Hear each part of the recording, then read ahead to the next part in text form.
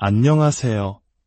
역사의 길목에서 인생의 의미를 묻는 시간, 여러분과 함께 깊은 사색의 여정을 떠나는 K 프로듀서입니다. 오늘 이야기가 여러분의 마음에 깊은 울림을 준다면 구독과 좋아요를 통해 이 지혜의 여정에 동행해주세요. 여러분의 작은 관심은 이 메시지가 꼭 필요한 다른 누군가에게 닿을 수 있는 귀한 통로가 됩니다. 주님의 이름으로 여러분의 삶에 평안과 은혜가 가득하기를 축복합니다. 자, 이제 성경을 함께 펼쳐 마태복음 16장으로 들어가 보겠습니다. 13절부터 잠시 읽어보겠습니다. 예수께서 빌립보 가이사랴 지방에 이르러 제자들에게 물어 이르시되 사람들이 인자를 누구라 하느냐 이르되 더러는 침례 요한, 더러는 엘리야, 어떤 이는 예레미야나 선지자 중에 하나라 하나이다. 이르시되 너희는 나를 누구라 하느냐. 시몬 베드로가 대답하여 이르되 주는 그리스도시요 살아계신 하나님의 아들이시니이다. 잠시 기도하겠습니다. 아버지 하나님, 당신의 아들 예수 그리스도의 이름으로 이 시간 당신 앞에 나아갑니다. 예수님만이 우리의 유일한 의가 되심을 고백합니다. 주님 없이는 우리가 당신과 아무런 관계를 맺을 수 없음을 인정합니다. 아버지, 오늘 이곳에서 나누는 모든 말을 통해 우리가 믿음으로 받아들이는 모든 진리를 통해 그리고 그 믿음으로 행하는 모든 일을 통해 오직 당신과 당신의 아들만이 영광 받으시옵소서. 주님, 오늘 우리를 도우시되 당신께서 친히 우리를 도우셨음을 우리 모두가 명확히 알 수 있도록 역사하여 주시옵소서. 예수님의 이름으로 기도합니다. 아멘. 다시 13절 말씀을 주목해 주시기 바랍니다. 예수께서 빌립보 가이사랴 지방에 이르러 제자들에게 물어 이르시되, 이 질문은 단순한 과거의 한 사건이 아닙니다. 예수님께서 한번 툭 던지시고 대답을 들은 후 잊어버린 그런 질문이 아니라는 것입니다. 성경 원문의 뉘앙스는 예수님께서 이 질문을 반복해서 계속해서 제자들의 마음 문을 두드리셨다는 것을 보여줍니다. 사람들이 나를 누구라고 하더냐? 왜 이 질문이 이토록 중요할까요? 여러분이 믿으시든 믿지 않으시든 성경은 분명히 말하고 있습니다. 여러분의 이 땅에서의 삶과 영원한 세상에서의 운명, 그 모든 것이 바로 이 질문, 너는 그를 누구라고 생각하느냐? 에 대한 당신의 대답에 달려있기 때문입니다. 바로 이 점이 기독교의 독특함이자 세상이 보기에는 걸림돌이 되는 지점입니다. 다른 모든 가르침과 기독교를 구분짓는 핵심이죠. 당신은 이 질문에 반드시 대답해야 합니다. 그는 누구입니까? 여기서 우리는 성경과 진리, 그리고 실체에 대해 매우 중요한 한 가지를 이해해야 합니다. 제가 왜 이렇게 강조할까요? 오늘날 우리가 사는 시대는 실체란 각자가 생각하기 나름이라고 말하는 문화 속에 있기 때문입니다. 하지만 그것은 진리가 아닙니다. 진리, 즉 실체란 실제로 존재하는 것, 명백히 그러한 것을 의미합니다. 따라서 진짜 질문은 당신에게 예수는 어떤 존재입니까? 가 아닙니다. 당신은 예수가 어떤 존재이기를 원합니까? 또는 당신의 편의에 따라 예수를 어떻게 규정하고 싶습니까? 도 아닙니다. 그런 질문들은 중요하지 않습니다. 유일하게 중요한 질문은 이것입니다. 예수는 누구인가? 수십 년 전 제가 아직 하나님을 알지 못하고 그저 허무와 분노 속에서 방황하던 대학 시절의 이야기입니다. 저는 불가지론자에 가까웠고 종교에 대해서는 냉소적이고 무관심했습니다. 어느 날 한 학생이 저에게 다가와 성경과 기독교에 대해 이야기하고 싶다고 했습니다. 저의 첫 반응은 차가웠습니다. 나도 기독교에 대해 알 만큼 알아. 우리 집안엔 가톨릭 신자도 있고 침례교인도 있고 별의별 교파 사람들이 다 있어. 그런데 말이야, 나는 교회에 대해선 어떤 것도 알고 싶지 않아. 그때 그 학생이 제게 던진 한마디는 마치 거대한 망치로 머리를 맞은 듯한 충격을 주었습니다. 전에는 누구에게서도 들어보지 못한 단호한 말이었습니다. 저는 그 순간을 평생 잊지 못할 겁니다. 그는 저를 똑바로 쳐다보며 엄숙한 표정으로 말했습니다. 저는 지금 교회에 대해 이야기하는 게 아닙니다. 교파에 대한 이야기도 아니고요. 그런 것들에 대한 당신의 의견을 물은 적도 없습니다. 스스로 하나님의 자녀라고 말하는 사람들을 비난하면서 이 질문을 피해갈 수는 없습니다. 제게는 오직 한 가지 질문이 있을 뿐입니다. 나사렛 예수, 그는 누구였습니까? 그의 단호한 질문에 저는 잠시 고개를 숙이고 우물쭈물 대답했습니다. 좋은 사람이었겠죠. 선한 사람이요. 네, 좋은 사람이었다고 생각해요. 그 일이 있고 몇 주 뒤, 저는 우연히 C.S. 루이스라는 영국 작가이자 학자의 책을 접하게 되었습니다. 그리고 그의 글에서 또 한 번 거대한 충격을 받았습니다. 그는 이것을 3단 논법이라고 불렀습니다.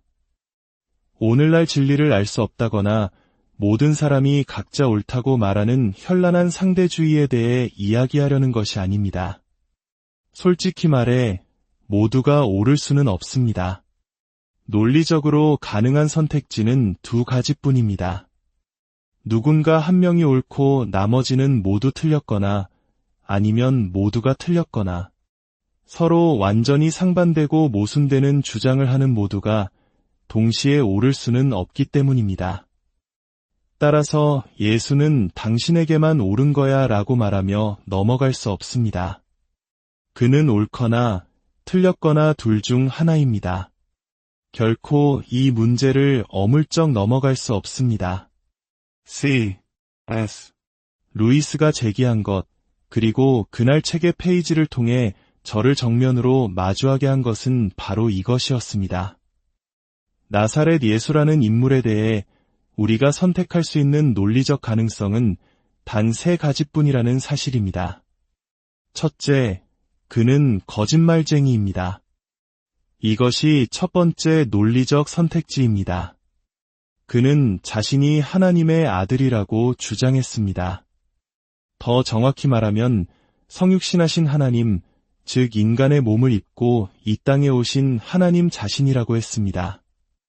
만약 그가 의도적으로 사람들을 속여 자신이 하나님의 아들이라고 믿게 만들었다면 그는 사기꾼이며 거짓말쟁이입니다. 이것 외에 다른 설명은 불가능합니다. 두 번째 선택지는 이것입니다. 그는 미치광이입니다. 자신이 육신을 입은 하나님이라고 진심으로 믿지만 실제로는 그렇지 않은 사람이 있다면 그는 정신 이상자입니다. 만약 오늘 공원 벤치 위에 올라서서 내가 곧 길이요 진리요 생명이다. 혹은 나는 우주의 창조주이며 하나님과 피조물 사이의 유일한 중보자다. 라고 외치는 사람을 본다면 여러분은 그를 어떻게 생각하시겠습니까? 미치광이라고 생각할 겁니다. C.S. 루이스의 표현을 빌리자면 삶은 계란처럼 뇌가 익어버린 사람과 같은 수준이라는 거죠. 그리고 마지막 3번째 선택지가 있습니다. 이 선택지는 모든 가능성 중에서 가장 충격적이고 놀라운 것입니다. 그는 과거에도 그랬고 현재에도 그러하며 앞으로도 영원히 그가 스스로 주장했던 바로 그 존재라는 것입니다. 살아계신 하나님의 아들. 이해가 되십니까? 당신에게는 3가지 선택지가 있습니다. 이 문을 나서면서 그를 새빨간 거짓말쟁이라고 부르십시오. 아니면 이 문을 나서면서 그를 미치광이라고 부르고 그를 따르는 우리 같은 미치광이들을 불쌍히 여겨주십시오. 혹은 3번째로 예수 그리스도 앞에 무릎을 꿇고 그를 온 세상의 주님과 구원자로 영접하십시오. 이것이 당신 앞에 놓인 3가지 선택지입니다. 물론 당신은 저와 1대1로 논쟁하며 아니, 다른 선택지도 얼마든지 있어 라고 말할지도 모릅니다. 하지만 그렇다면 저는 감히 당신께 묻고 싶습니다. 논리학을 어디서 공부하셨느냐고 말입니다. 다른 논리적 결론은 존재하지 않기 때문입니다. 거짓말쟁이, 미치광이, 아니면 주님. 자, 하나씩 살펴봅시다. 거짓말쟁이. 거짓말쟁이들은 보통 자신의 속임수가 탄로나면 포기하지 않습니까? 거짓말 뒤에는 돈, 명예, 권력과 같은 불순한 목적이 있기 마련입니다. 그런데 당신의 속임수가 오히려 당신을 로마의 십자가에 못 박는 결과로 이어진다면 당신은 아마도 이렇게 외칠 것입니다. 멈춰. 다 취소하겠소. 나는 하나님의 아들이 아니오. 다음은 미치광이입니다. 이 지구상에 존재했던 가장 위대한 학자들 중 일부는 마태복음 5장, 6장, 7장에 기록된 산상수훈 3장에 담긴 가르침은 인류의 모든 문학을 통틀어 비교할 대상이 없는 독보적인 것이라고 말합니다. 그의 말씀은 당대의 학자들을 혼란에 빠뜨렸고 오늘날까지도 그 누구도 반박하지 못했습니다. 미치광이여. 저는 그렇게 생각하지 않습니다. 그렇다면 남은 것은 주님이라는 선택지뿐입니다. 본문에는 또 다른 중요한 점이 있습니다. 13절에서 예수님은 사람들이 인자를 누구라 하느냐고 물으셨고 제자들은 침례 요한, 엘리야, 예레미야 혹은 선지자 중 한 사람이라고 대답했습니다. 언뜻 보면 꽤 괜찮은 추측처럼 들립니다. 하지만 이것은 끔찍하게 잘못된 추측입니다. 사실 예수 그리스도를 미치광이나 거짓말쟁이라고 단정하는 것보다 더 위험한 것이 있습니다. 그것은 바로 그를 평범한 존재로 만드는 것입니다. 다른 사람들과 비슷한 수준으로 격하시키는 것이죠. 이 선지자나 저 선지자처럼 우리가 책장에 수많은 선지자들의 책을 꽂아두고 예수도 그 중 하나로 슬쩍 끼워 넣는 것. 아니요, 당신은 그렇게 할 수 없습니다. 예수님은 우리에게 그런 선택지를 주지 않으셨습니다. 그는 유일하게 이렇게 말씀하셨습니다. 나는 단지 선지자가 아니다. 나는 사람이 되신 하나님이다. 나는 육신의 옷을 입은 영원한 하나님의 아들이다. 여러분, 한번 생각해 보십시오. 오늘날 대부분의 미디어는 기독교에 그다지 호의적이지 않습니다. 만약 제가 어떤 토크쇼에 초대된다면 그것은 아마도 저를 칭찬하기 위해서가 아니라 산산조각 내기 위해서일 겁니다. 하지만 저는 이 모든 상황을 하루아침에 바꿀 수 있습니다. 기독교를 세상에서 가장 환영받는 것으로 만들 수 있습니다. 단 하나의 관사만 바꾸면 됩니다. 예수를 그 구원자라고 부르는 대신 하나의 구원자라고 바꾸기만 하면 됩니다. 만약 제가 그렇게 한다면 기독교는 미디어와 함께 심지어 하나님을 믿지 않는 사람들로부터도 완벽하게 받아들여질 것입니다. 왜냐하면 기독교의 스캔들은 예수가 하나의 구원자, 하나의 주님, 하나의 선지자라는 사실이 아니기 때문입니다. 기독교의 스캔들은 그가 유일한 주님, 유일한 구원자, 유일한 선지자라는 사실이며 그를 반대하는 모든 것은 틀렸다고 선언하는 데 있습니다. 만약 당신이 그리스도인이라면 이 사실을 분명히 알아야 합니다. 만약 당신이 이 스캔들을 부정하고 사람들에게 더 잘 보이기 위해 당신의 믿음을 세상과 타협하려 한다면 당신은 예수 그리스도를 부인하는 것입니다. 그는 하나의 구원자가 아니라 유일한 구원자이십니다. 그는 나는 하나의 길이요, 하나의 진리요, 하나의 생명이다 라고 말씀하지 않으셨습니다. 내가 곧 길이요, 진리요, 생명이니 라고 말씀하셨습니다. 타락한 세상에 받아들여지기 위해 우리는 어디까지 타협해야 합니까? 때로 저는 대학 캠퍼스 같은 곳에서 복음을 전할 때 이렇게 말해야만 합니다. 저는 예수 그리스도가 유일한 길이요 진리요 생명이며 그를 통하지 않고는 하나님께로 갈 자가 아무도 없음을 믿습니다. 저는 이것을 믿으며 여러분에게 이것을 선포해야만 합니다. 그렇게 하지 않는다면 제 양심을 더럽히고 거짓말을 하는 것이며 여러분을 잠시 행복하게 만들지는 몰라도 결국 여러분의 영혼을 파멸로 이끌 선택지를 주는 것이기 때문입니다. 예수 그리스도는 하나님의 아들이시며 세상의 구원자이십니다. 그는 단지 다른 선지자들과 같은 분이 아닙니다. 그의 독특함이 그의 배타성을 낳고 그것이 세상의 미움과 스캔들을 불러일으키는 것입니다. 저명한 신학자 로레인 베트너는 예수를 인류 역사상 유일하게 예견된 인물이라고 칭했습니다. 이는 역사적으로 증명된 사실입니다. 세계사 속에서 율리우스 카이사르나 나폴레옹 같은 인물이 그 시간, 그 장소에 나타날 것이라고 아무도 기대하지 않았습니다. 태어나기 수세기 전부터 그의 행적이 예언되고 그의 사역이 정해져 있던 인물은 역사상 아무도 없었습니다. 그러나 메시아의 오심은 수세기 동안 예언되었습니다. 사실 그가 오리라는 첫 번째 약속은 아담과 하와가 죄를 지은 직후에 주어졌습니다. 시간이 흐르면서 그의 인격과 사역에 대한 다양한 세부 사항들이 선지자들을 통해 계시되었습니다. 예수가 태어날 당시 유대 세계 전반에는 메시아가 곧 나타날 것이라는 기대가 널리 퍼져 있었습니다. 여러분은 세계의 어떤 종교 창시자나 선지자를 살펴보아도 이런 경우를 찾을 수 없습니다. 그가 누구일지, 어디서 올지, 그의 혈통은 어떠할지, 그가 무엇을 하고 무엇을 가르칠지를 나타내는 고대 문서나 수많은 예언은 존재하지 않습니다. 그러나 이 모든 것이 그리스도라는 인물 안에서 발견됩니다. 역사가 필립 샤프의 말을 인용해 보겠습니다. 이토록 독창적이고 완전하며 한결같고 완벽하며 인간적이면서도 모든 인간의 위대함을 초월하는 인물은 사기일 수도 허구일 수도 없다. 이런 경우 그를 창조해낸 작가가 그 영웅보다 더 위대해야 할 것이다. 예수를 만들어내려면 예수보다 더 위대한 존재가 필요하다.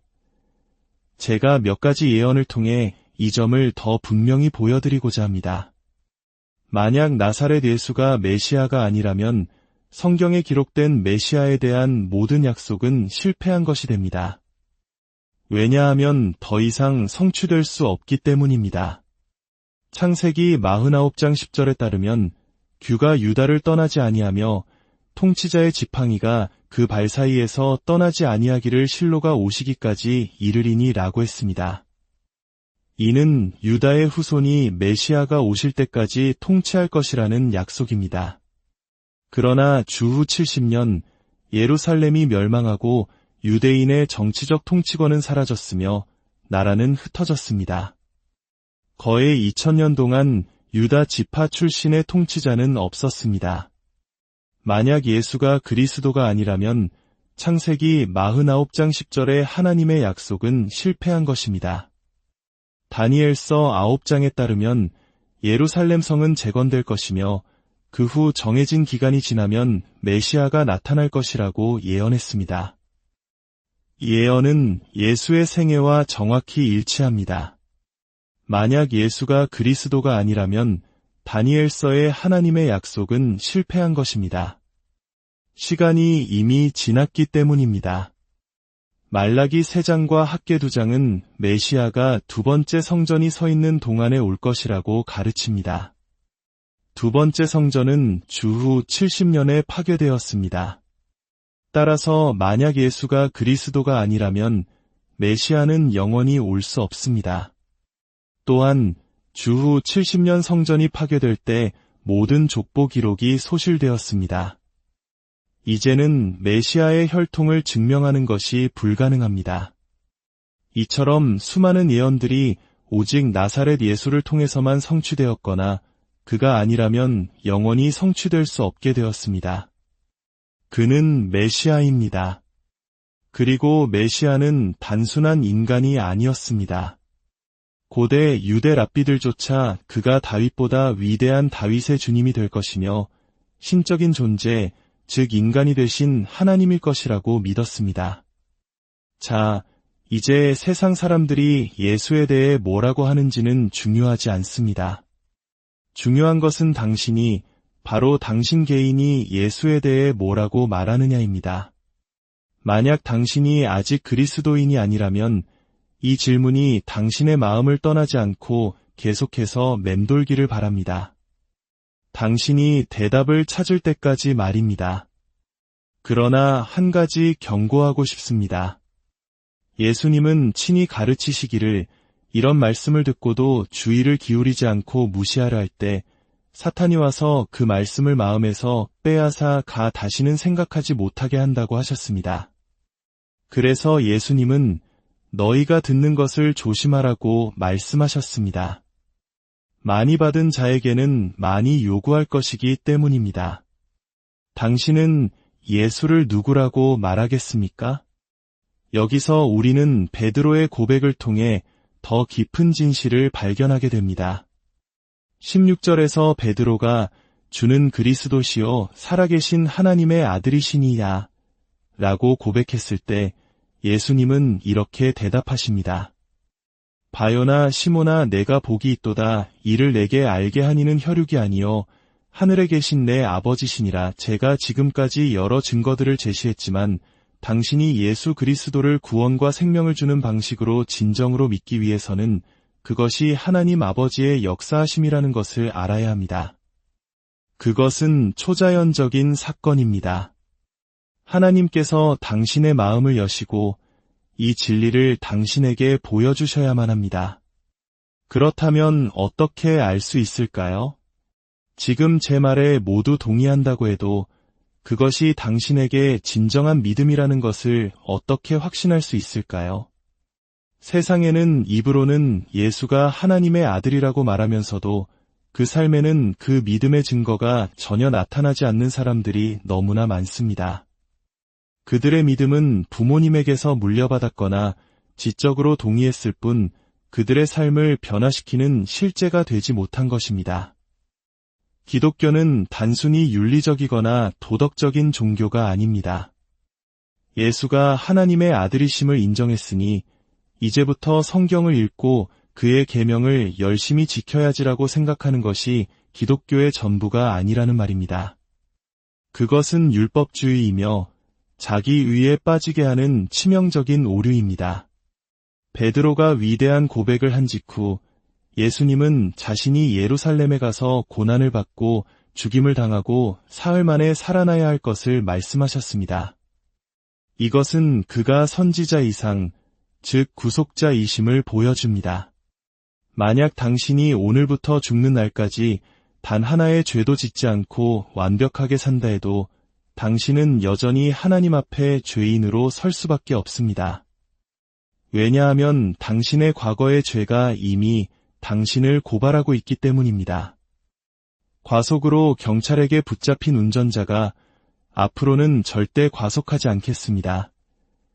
라고 약속한다고 해서 지금의 위반 사실이 없어지지 않는 것과 같습니다. 당신은 이미 유죄입니다. 저의 유일한 소망은, 그리고 여기 있는 당신의 유일한 소망은 제가 착한 일을 많이 하고 교회를 열심히 다니는 데 있지 않습니다.